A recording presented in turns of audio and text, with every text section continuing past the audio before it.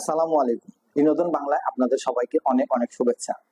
আগামীকাল 10 June AFC Asia cup qualifying রাউন্ডের বাংলাদেশ এবং সিঙ্গাপুরের মধ্যে গ্রুপ সি এর ম্যাচটি অনুষ্ঠিত হবে। ম্যাচটি বাংলাদেশের হোম গ্রাউন্ডে ঢাকা জাতীয় স্টেডিয়ামে সন্ধ্যা 7টায় অনুষ্ঠিত হবে। তবে বাংলাদেশ এবং সিঙ্গাপুরের খেলার বিষয় নিয়ে আলোচনা করার আগে আমি একটা বিষয় আলোচনা করতে চাই, সেটা হচ্ছে বাংলাদেশ ফুটবল আল্ট্রাস। বাংলাদেশ ফুটবল আল্ট্রাস একসময় দেখা গেছে বাংলাদেশের ফুটবল এতটা তলানির দিকে ছিল, গ্যালারিতে দর্শক ছিলই না। যদি কিছু দর্শক থাকতো সেটা হয়তো বিভিন্ন ক্লাবের কর্মকর্তা বা জুনিয়র লেভেলের যে প্লেয়ার আছে তাদেরকেই দেখা যেত গ্যালারিতে। এর বাইরে যদি কাউকে দেখা গেছে তাহলে একটাই সংগঠন, সেটা হচ্ছে বাংলাদেশ ফুটবল আল্ট্রাস। যখন বাংলাদেশ ফুটবলে আবার জোয়ার বইতে শুরু করছে, ঠিক সেই সময় ফুটবল আল্ট্রাসকে আপনারা এইভাবে ফেলে দিবেন এটা হতে পারে। কারণ ফুটবল আল্ট্রাস হচ্ছে এমন একটা সময় বাংলাদেশ ফুটবলের পাশে দাঁড়াইছিল যখন বাংলাদেশ ফুটবলের পাশে কেউই ছিল না, এবং তারা সব সময় বাংলাদেশ ফুটবলকে সাপোর্ট করে গেছে এবং ফুটবলটাকে চাঙ্গা রাখার চেষ্টা করে গেছে।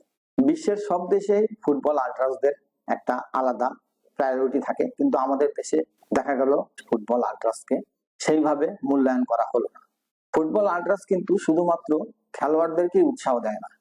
ফুটবল আল্ট্রাস হচ্ছে এমন একটা সংগঠন যারা উপস্থিত দর্শকদেরকেও চাঙ্গা রাখে। বিশ্বের সব দেশে তাদেরকে সুযোগ দেওয়া হয় আল্ট্রাসদেরকে। এই সমস্ত সংগঠনের জন্য একটা টিকিট বরাদ্দ রাখা উচিত, এবং আমি মনে করি যে ভিআইপিদের জন্য যে একটা টিকিট বরাদ্দ থাকে, আল্ট্রাস যদি 1000 টিকিট চেয়ে থাকে বাংলাদেশ ফুটবল ফেডারেশনের কাছে, অন্তত পক্ষে 500 টিকিট দেওয়া উচিত ছিল। তারা তো যখন কেউ ছিল না তখন ফুটবলের পাশে তারা দাঁড়ায় ছিল, আর এখন যখন ফুটবলের আবার সুবাতাস বইতে শুরু করছে, তো এই সময় তাদেরকে আপনারা ঝেড়ে ফেলে দিবেন, এটা তো হয় না। আমি আশা করব ফুটবল ফেডারেশন আগামীতে তাদের ব্যাপারটা নিয়ে আলোচনা করবে এবং একটা সুষ্ঠু সমাধান দিবে, যাতে অন্তত পক্ষে আমরা আল্ট্রাসদেরকে একটা জায়গায় দেখতে পারি, গ্যালারির একটা প্রশ্নে অন্তত পক্ষে আল্ট্রাসদেরকে দেখতে পারি। তো এবার আসা যাক আমাদের সিঙ্গাপুর বাংলাদেশ ম্যাচ নিয়ে।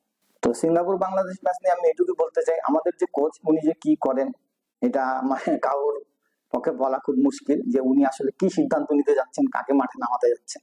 তো এই হিসাবে আমি নিজে একটা প্রেডিকশন করছি, এটা আমার প্রেডিকশন। তো কোচের সাথে মিলবে না, কারণ আমাদের কোচ কখনোই আমাদের যে ফুটবল দর্শক আছে তাদের সাথে তার চিন্তাধারা যায় না, কোনোভাবেই যায় না, আমরা দেখছি। তো এখন বিষয়টা হচ্ছে এরকম, আপনারা সবাই দেখেছেন যে ভুটান এবং বাংলাদেশের ম্যাচে স্টার্টিং 11টা, এবং ভুটান এবং বাংলাদেশ ম্যাচে আপনারা দেখবেন যে বাংলাদেশ যে স্টার্টিং 11টা নিয়ে শুরু করছে, বিতর্কিত একটা স্টার্টিং 11। না, আমি বলবো না যে স্টার্টিং 11টা ঠিক ছিল না। স্টার্টিং 11-এর যে পজিশন গুলা ছিল, এই পজিশনের মধ্যে 2টা পজিশন আমার কাছে যথেষ্ট দৃষ্টিকটু মনে হয়েছে। কেননা আপনি দেখেন 2025-এ বাংলাদেশের যে লিগটা শেষ হলো, যেটাতে মোহামেডান স্পোর্টিং ক্লাব চ্যাম্পিয়ন হলো, আমি শুভেচ্ছা জানাই মোহামেডান স্পোর্টিং ক্লাবকে।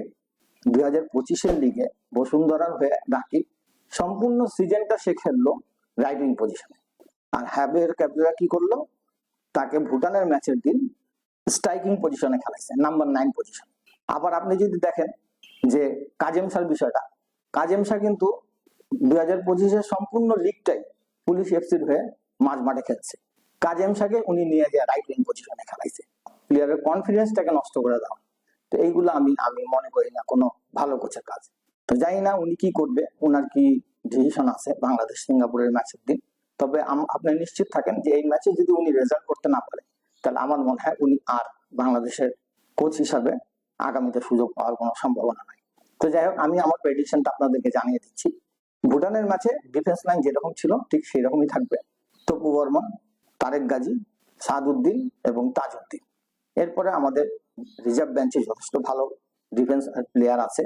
তারপর মাঝ মাঠে 3 জন খেলবে, যে 3 জন আমার মতে হামজা চৌধুরী এবং কাজেম শাহ, এরা 2 জন একটু নিচের দিকে খেলবে। সামনের দিকে খেলবে সামিত সোম, এবং অ্যাটাকিং এ যে 3 জন থাকবেন তারা হচ্ছেন রাইট উইং পজিশনে রাকিব, লেফট উইং পজিশনে ফাহমিদুল, এবং স্ট্রাইকিং পজিশনে নাম্বার 9 পজিশন যেটা, সেই পজিশনে থাকবে পুলিশ এফসির আলামিন। বর্তমানে যে টিমটা আছে এই টিমে একটা স্ট্রাইকার, সেটা হচ্ছে আলামিন। তো আমি আলামিনকে কেন রাখবো না, আমার হিসাবে আলামিন আসে। এরপরে কোচ কি করে সেটা দেখা যাক।